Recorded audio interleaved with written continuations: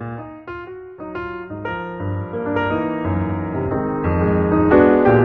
on the second floor of the Metropolitan Museum of Art, and we're looking at a painting by Degas, The Dance Class. And this is a painting that was, according to the wall text, originally intended for the very first Impressionist exhibition in 1874, but not actually shown until 2 years later. It's actually, when you said that, thinking about that very first Impressionist exhibition, that first moment when this group of artists decided, we're not going to show at the Salon, we're going to create our own exhibition space, and how incredibly normal that seems to us today.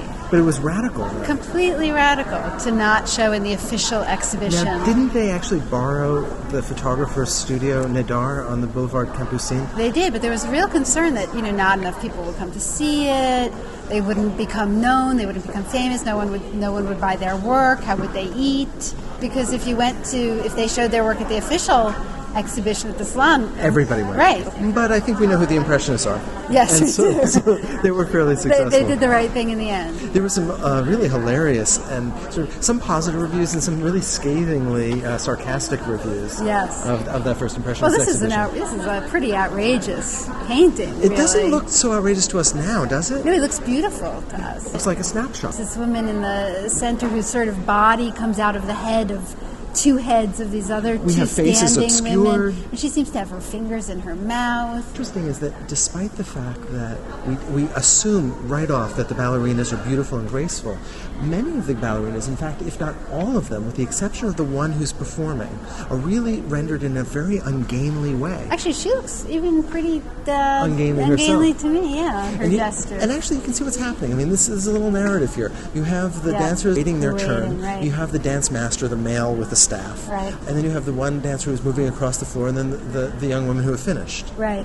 And the mirror, of course, that they're practicing in front of, that gives us a sense of the window that must be outside of the painting on the right side. It's illuminated. See the city through it. And this is really all about this new urban world, this culture of the pleasure. The city of performance and leisure, and these women who are in the back, just sort of hanging out and sitting around with their hands on their hips. Well, those might actually be the escorts, right? The older ones, not in tutus, are their mothers. That's right. And the ballerinas were the sort of little bit kind of like the movie stars of today, right? They were sort of even with a little of that risque and that little bit of that risque element right. involved. The notion of the ungainliness is so clear when you look for it. Look at the dancer who's in the very foreground, just in back of the music stand. I mean, it looks as if she's hiking her tutu. And someone behind her, the woman behind her, somehow fixing something about her tutu by her. And you're right. And the other one has her fingers in her mouth. She's biting her nails. And we can't see the bottom of her body at all. She just sort of her grows torso out. Seems to grow out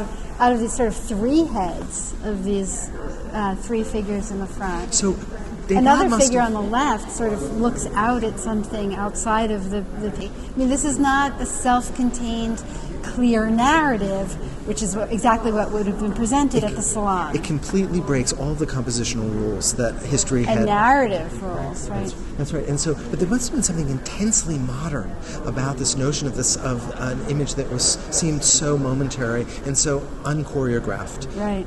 But of course, we know that it was graphed by Degas. And of course, carefully planned and mapped and structured. A perfect metaphor for the subject, right? Right. The way that the perspective of the room is exaggerated, this very asymmetrical thing that Degas does very often, where the sort of whole bottom right corner is empty. And look at what that does. You have this incredible kind of velocity of the perspective, especially in terms of the ceiling line. Yeah. But then you're right. The bottom right is completely empty, and it's almost doing a kind of East Asian or Japanese kind asymmetry. of thing. Not only asymmetry, but also creating a kind of flat plane. Right, for absolutely. us. And in a sense, very much at odds with the velocity of this tension that develops between the sort of two-dimensionality of the bottom right and the hyper three-dimensionality of the upper left. That's right. Of course, there's this other issue. We are here viewing something that is very intimate and very spontaneous. We, as the viewer, are we much different from that? That people wouldn't be allowed to see. Do we have the privileged view, then, of the dance master? What's so interesting is that we're really about at his eye level, aren't we? Right. And in a sense, we are another sort of view. We have that. Insiders. It's like having backstage tickets. Except that they don't notice us. No, they don't notice us at all.